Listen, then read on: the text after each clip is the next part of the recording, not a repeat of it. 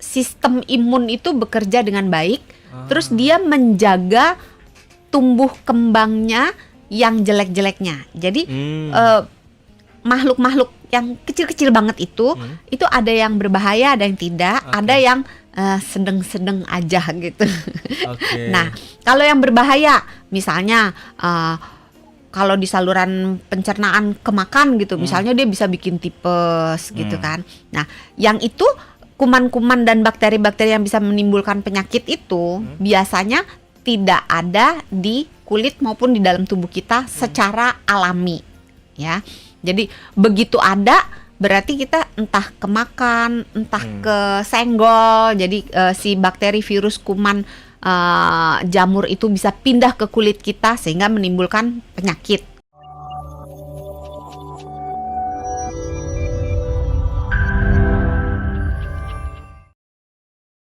Oke, kenapa sih kita tuh penting untuk ngerawat kesehatan kulit gitu ya? Karena kalau nggak dijaga, pastinya bakal banyak risiko-risiko atau penyakit ya kalau kita tidak menjaga kesehatan kulit. Emang ada apa aja sih dok penyakit yang bisa ditimbulin tuh?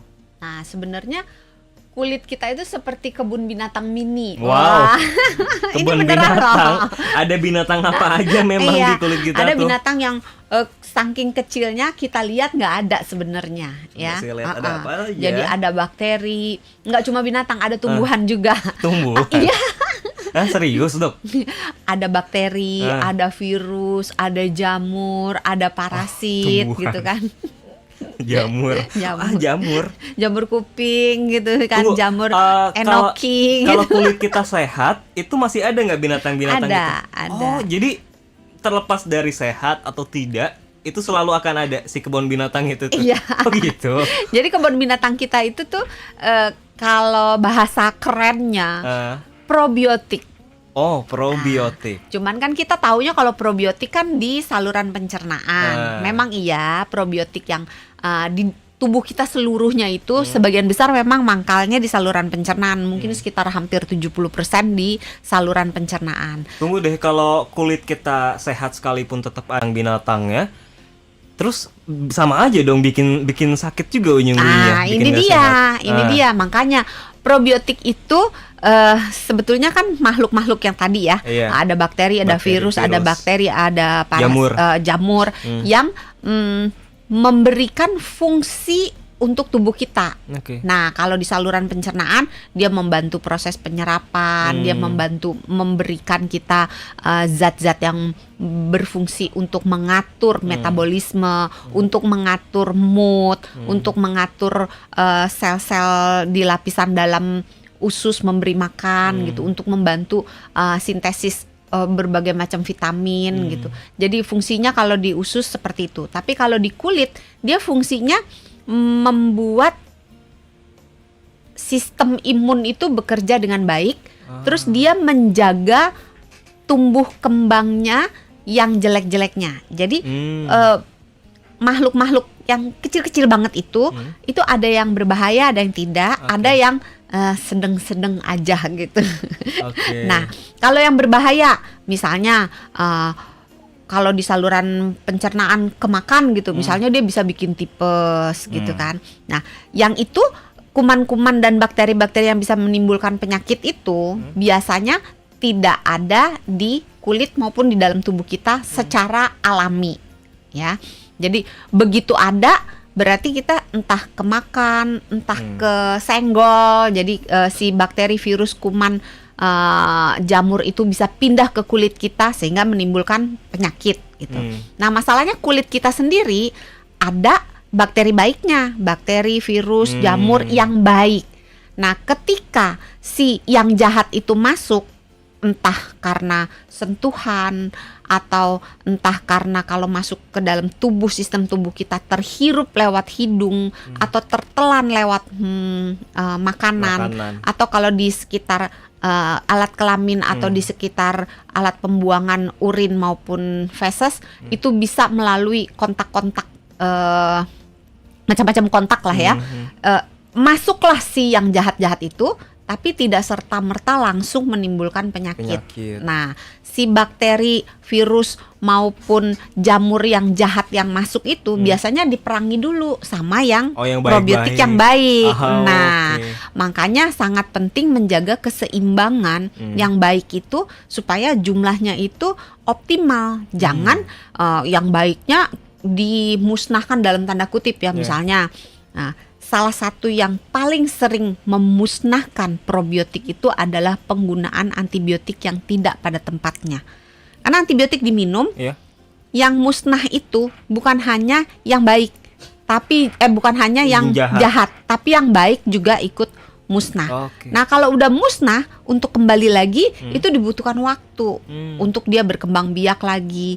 Beberapa koloni dengan antibiotik tertentu bahkan sekali musnah udah nggak bisa lagi ada lagi. Makanya hati-hati banget minum antibiotik. Kalau nggak butuh banget tidak perlu. Jangan yang aduh batuk pilek aja maksa dokternya kasih antibiotik gitu, atau kalau dokternya nggak ngasih ya beli sendiri aja gitu kan, atau males berobat, nggak ada indikasi jelas minum antibiotik gitu. Itu akan membuat si baik-baiknya itu jadi sedikit jumlahnya, sehingga begitu yang jahatnya masuk, nggak ada tentaranya untuk ngebelain kita. Jadilah muncul Jadi kita penyakit kulit itu ya. Jadi jadi kita menjaga kesehatan kulit itu it's all about kita menjaga si koloni-koloni baik itu tetap ada ya, Dok ya. Iya. Sehingga itu baru satu jalur. Oh. Ternyata banyak jalurnya. Banyak jalurnya. Jalur yang lain itu sebenarnya kayak misalnya ketombe atau misalnya panu gitu ya. Itu sebetulnya disebabkan oleh jamur yang sebenarnya dia normal ada di kulit kita, tapi jumlahnya terbatas. Nah, ketika situasinya memungkinkan membuat si jamur penyebab ini yang tadinya jumlahnya terbatas ini populasinya naik, merajalela pertumbuhannya, timbul penyakit. Jadi ini juga salah satu, si jamur ini juga salah satu penyebabnya juga ya. Iya. Munculnya penyakit-penyakit yang sebenarnya dia kalau jumlahnya terbatas, dia normal-normal aja ada di kulit kita, nggak ada masalah gitu. Ketika jumlahnya berlebihan, maka dia akan menimbulkan sakit penyakit. Ada penyakit apa aja sih kalau kita tidak menjaga kesehatan kulit tuh? Paling sering ya jamur. Infeksi bakteri gitu, virus pada kulit. Tapi ingat ya, jamur nggak cuman bisa tumbuh di permukaan kulit, tapi dia bisa masuk ke bawah permukaan kulit, bisa juga masuk ke dalam tubuh kita, misalnya kehirup dia masuk ke paru-paru, atau ketelen dia masuk ke rongga mulut. Makanya kalau misalnya kadang-kadang kan suka ada bayi sih sebenarnya lidahnya putih gitu, atau di pipinya atau di bibirnya kena jamur gitu, itu bisa gitu. Terus kalau pada bayi sering juga kalau pampersnya lupa diganti gitu kan, atau pampersnya mungkin kekecilan gitu, itu sering muncul bercak-bercak merah, itu penyebabnya jamur juga, dan akan hilang kalau sirkulasi udaranya diperbaiki, jadi nggak hangat, nggak lembab di daerah tempat pampersnya itu, tempat diapersnya itu. Biasanya diistirahatkan dulu diapersnya, dipakein celana dulu biasa, mungkin setengah jam, sejam, baru dipakein ulang gitu. Bila mana perlu boleh ditambahkan obat-obat anti jamur. Nah kalau penyakit kayak apa sih yang bentol-bentol itu, Dok? Cacar ya atau apa sih? Ya pokoknya penyakit bentol-bentol itu juga termasuk penyakit nggak sih? Sebuah penyakit kulit mah rata-rata bentol. Cacar bentol awalnya. Cacar monyet bentol. Bentol semua ya? Iya. Gak ada yang gak bentol ya? Ada sih bercak ya. Tapi banyak kan bentol ya. Jadi tanda-tandanya tuh adalah bentol ya, kalau Salah kulit kita satu, udah nggak sehat. Bisa bercak-bercak yang berubah warna, entah kekuningan, entah agak perak-perak, jauh kekuningan, entah Dok. merah. Oh iya jauh ya, Lebih Cirebon dekat Karawang. gitu ya. Atau tadi bentol-bentol. Bentol bisa padat, bisa terisi cairan, bisa kecil, bisa besar gitu. Terus biasanya gatel. Ya kan? Sakit, perih gitu. Tapi penyakit-penyakit itu tuh berbahaya nggak sih dok yang menyerang ke kulit kita tuh? Pada umumnya tidak, tapi ada beberapa penyakit kulit yang berbahaya. Contohnya? Dan ya kalau misalnya yang gampang deh, cacar air.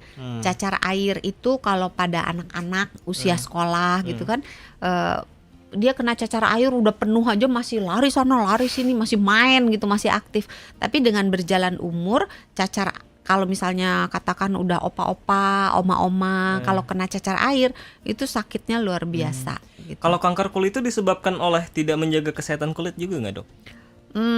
Atau beda lagi kalau itu beda urusannya? lagi sih. Oh beda lagi. Tapi tidak menjaga kesehatan kulit bisa menjadi faktor yang memperparah. Tapi yang mungkin lebih dominan paparan sinar matahari, gen kankernya gitu. Itu bisa berpotensi memunculkan kanker kulit.